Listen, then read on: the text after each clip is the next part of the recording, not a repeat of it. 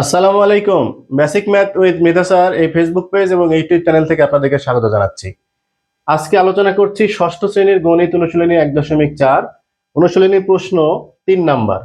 3 নম্বর প্রশ্নে বলা আছে কি যে নিচের ভগ্নাংশগুলোকে মানের ঊর্ধ্বক্রমে সাজাও।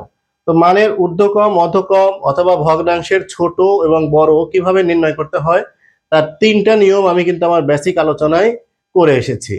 তো যদি প্রশ্নটা নৈর্ব্যক্তিক আকারে থাকে অর্থাৎ 1 মার্কের জন্য থাকে তাহলে আপনাদের কাছে 3টা নিয়মের যেটা সহজ মনে হয় সেটাই করবেন। কিন্তু যদি এরকম বর্ণনামূলক প্রশ্ন থাকে অর্থাৎ 3 মার্ক বা 2 মার্কের জন্য একটা প্রশ্ন থাকে তাহলে আমরা কি করব, ভগ্নাংশের ছোট বড় নির্ণয়, ঊর্ধ্বক্রম অধক্রমে সাজানো, এগুলো আমরা কি করব, আমরা সমহর বিশিষ্ট ভগ্নাংশ নির্ণয় করে তারপরে আমরা ওই অঙ্কগুলো করার চেষ্টা করব। কারণ কি, কারণ হচ্ছে সমহর বিশিষ্ট ভগ্নাংশে রূপান্তর করে ঊর্ধ্বক্রম অধক্রম ছোট বড় নির্ণয় এগুলাতে সবচেয়ে ভালো ব্যাখ্যা এই সমহর বিশিষ্ট পদ্ধতিতে ব্যাখ্যাটা ভালো দেওয়া যায়। আর আমরা জানি যে বর্ণনামূলক প্রশ্নে বর্ণনাটা একটু বেশি হলে একটু ক্লিয়ার করে পরীক্ষককে বোঝাতে পারলে পরীক্ষক খুশি হয় এবং ভালো মার্কস দেয়। তাই আমরা কি করব, যদি লিখিত আকারে কোনো প্রশ্ন অ্যান্সার করতে হয় তাহলে আমরা অবশ্যই এই সমহর বিশিষ্ট ভগ্নাংশে রূপান্তর করব, তারপরে ঊর্ধ্বক্রমে সাজাবো বা অধক্রমে সাজাবো বা ভগ্নাংশের ছোট বড় নির্ণয় করব। তো চলুন এই 3-এর ক নাম্বার প্রশ্নটা আমরা সমাধান করি।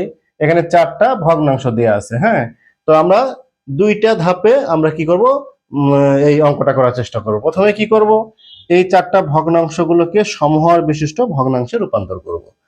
তো আমরা আমার গত 3টা লেকচারে কিন্তু সমহর বিশিষ্ট ভগ্নাংশ নির্ণয় কিভাবে করা যায় সে সম্পর্কিত বেশ কয়েকটা অঙ্ক করে দিয়েছি। তাই আমি সমহর বিশিষ্ট ভগ্নাংশ রূপান্তর পর্যন্ত আজকে আর বুঝাবো না, এই পর্যন্ত কিন্তু আমার বোঝানোর দরকার নাই। এখানে 4টা ভগ্নাংশ দেওয়া আছে, এই 4টা ভগ্নাংশকে আমি এই যে সমহর বিশিষ্ট ভগ্নাংশে রূপান্তর এ পর্যন্ত করে ফেলেছি। এর পরবর্তীতে কি করতে হচ্ছে, এর পরবর্তীতে করতে হচ্ছে কি যে এই সমহর বিশিষ্ট ভগ্নাংশ যে আমি পেয়েছি এর লব সমহর তুলনা করে পাই। এই লব সমহর তুলনা করলে দেখা যাচ্ছে কি যে সবচেয়ে ছোট লব হচ্ছে 48, তার চেয়ে বড় 49, তার চেয়ে বড় 50, তার চেয়ে বড় 54। এই চিহ্নটা আমরা কেন এই দিকে দিচ্ছি, মানে চিহ্ন মোট দুই ভাবে দেওয়া যায়, এই দিকে দেওয়া যায়, এদিকে দেওয়া যায়, কিন্তু এই অঙ্কের ক্ষেত্রে আমরা কেন এই চিহ্নটা ব্যবহার করছি তারও ব্যাখ্যা কিন্তু আমার বেসিক আলোচনায় আছে। তো এখানে দেখা যাচ্ছে কি যে লব সময়ের তুলনা করে আমরা পেলাম 48 সবচেয়ে ছোট, 49 তার চেয়ে বড়, 50 তার চেয়ে বড়, 54 তার চেয়ে বড়। কেন লব সময়ের তুলনা করলাম, কারণ আমরা একটা অনুসিদ্ধান্ত শিখেছিলাম যে যদি একাধিক ভগ্নাংশের হর একই হয় তাহলে যে ভগ্নাংশটা লব বড় সেটা কিন্তু সবচেয়ে বড় হয় আর যেটা ছোট সেটা সবচেয়ে ছোট হয়। এই তুলনার কারণে আমরা কিন্তু লব সময়ের তুলনা আমরা এখানে করলাম। এখন যেহেতু এই লবের ছোট কোনটা এবং বড় কোনটা এখানে নির্ধারণ করেছি, সুতরাং ওই লবের সাথে সম্পর্কিত যে সমহর বিশিষ্ট ভগ্নাংশ সেটাও কিন্তু আমরা এখানে কোনটা ছোট কোনটা বড় আমরা তা নির্ধারণ করলাম। এখন মূল যে অংশ এই অঙ্কের সাথে রিলেটেড সেটা হচ্ছে কি যে এই যে সমহর বিশিষ্ট ভগ্নাংশটা আমি মূল কোন ভগ্নাংশ থেকে পেয়েছিলাম।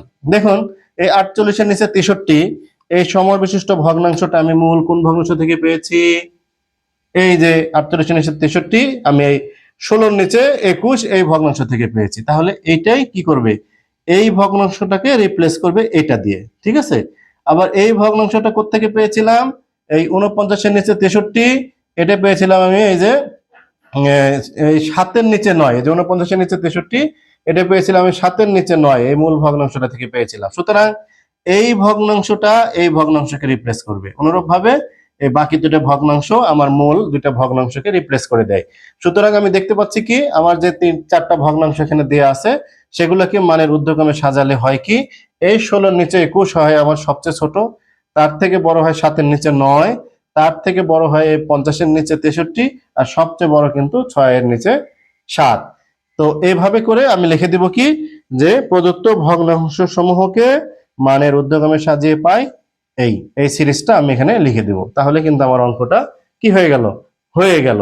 আপনারা এই অবস্থায় আপনারা একটা স্ক্রিনশট নিয়ে কিন্তু অঙ্কটা বারবার করতে পারেন অথবা বারবার ভিডিও দেখে আপনারা কি করতে পারবেন, অঙ্কটাকে সুন্দর মতো পরীক্ষার খাতায় করতে পারবেন।